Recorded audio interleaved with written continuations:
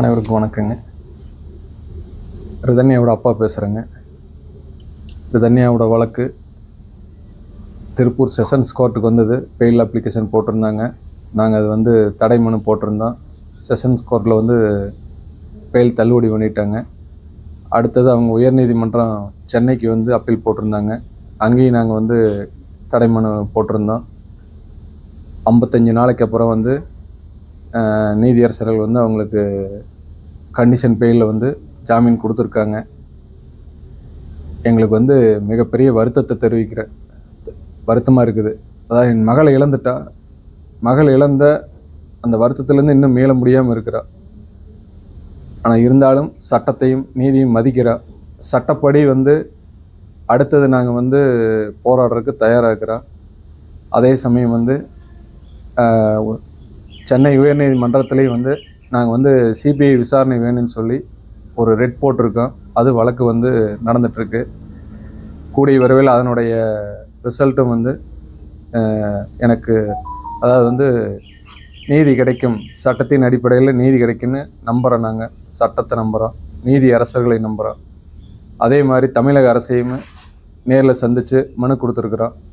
அவங்களும் உரிய நம்மளுக்கு நீதி வழங்குறதுக்கு சொல்லி உறுதி கொடுத்துருக்காங்க. கண்டிப்பாக நான் என்னுடைய பெண்ணுக்கு நீதி கிடைக்குன்னு நம்புகிறேன். அதாவது உலகத்தில் இருக்கிற எல்லா மக்களுக்கும் நான் சொல்கிற கருத்து என்னன்னு கேட்டிங்கன்னா, என்னுடைய மகளை இழந்துட்டேன். அந்த வேதனையிலேருந்து எப்படி வர்றதுன்னு கூட எனக்கு தெரியல.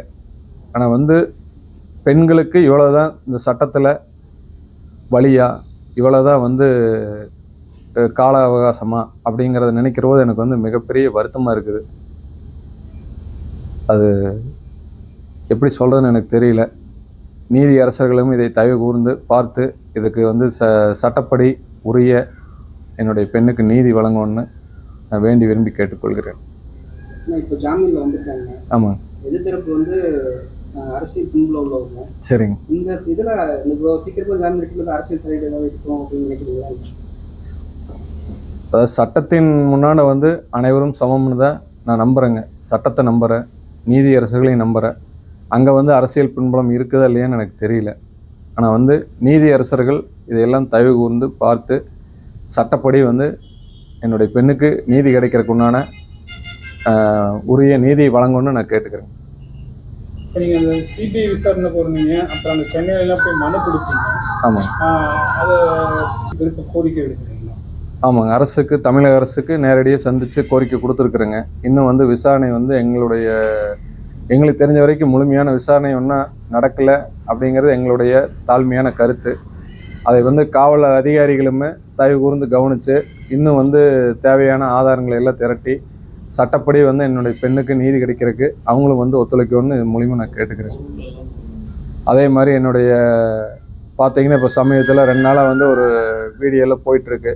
கவின் வீட்டில் திருட்டு முயற்சி அப்படின்னு சொல்லிட்டு, அதாவது அரசாங்கத்துக்கே தெரிவிப்பாங்கன்னு என்னுடைய நகைகள், பணம், காரு, ரிதன்யாவுடைய அனைத்து ஜுவல்ஸு, வெள்ளி பாத்திரங்கள், அவளுடைய துணிமணிகள் எல்லாமே அங்கே தான் இருக்குங்கிறது பப்ளிக்கு எல்லாத்துக்குமே தெரியும்.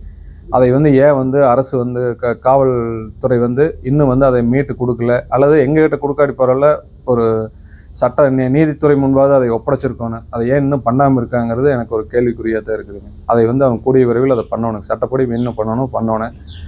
என் பொண்ணுக்கு நீதி கிடைக்கிற வரைக்கும் என்னுடைய சட்ட போராட்டம் தொடரும். என்னுடைய பெண்ணுக்கு கிடைக்கின்ற நீதி இந்த உலகத்தில் இருக்கிற அனைத்து பெண்களுக்கும் பாதுகாப்பாக இருக்குன்னு நம்பி இந்த சட்டத்தை போராட்டத்தை நான் நடத்துறதுக்கு தயாராக இருக்கிறேங்க. எந்த சூழ்நிலையும் என்னுடைய சட்ட போராட்டம் தொடரும். சட்டத்தை நம்புகிற, நீதி கிடைக்கும் நம்புகிறேன். செய்திகளை உடனுக்குடன் தெரிந்து கொள்ள கீழ்கண்ட கேபிள் மற்றும் டிடிஹெச் நெட்வொர்க்குகளில் எம்நாடு செய்தி தொலைக்காட்சியை காணுங்கள். பாதகம் செய்பவரை கண்டால் நாம் பயம் கொள்ளலாகாது பாப்பா. மோதி மிதித்து விடு பாப்பா, அவர் முகத்தில் உமிழ்ந்து விடு பாப்பா. அண்மை செய்திகளை உடனுக்குடன் தெரிந்து கொள்ள இணைந்திருங்கள் எம்நாடு தொலைக்காட்சியுடன்.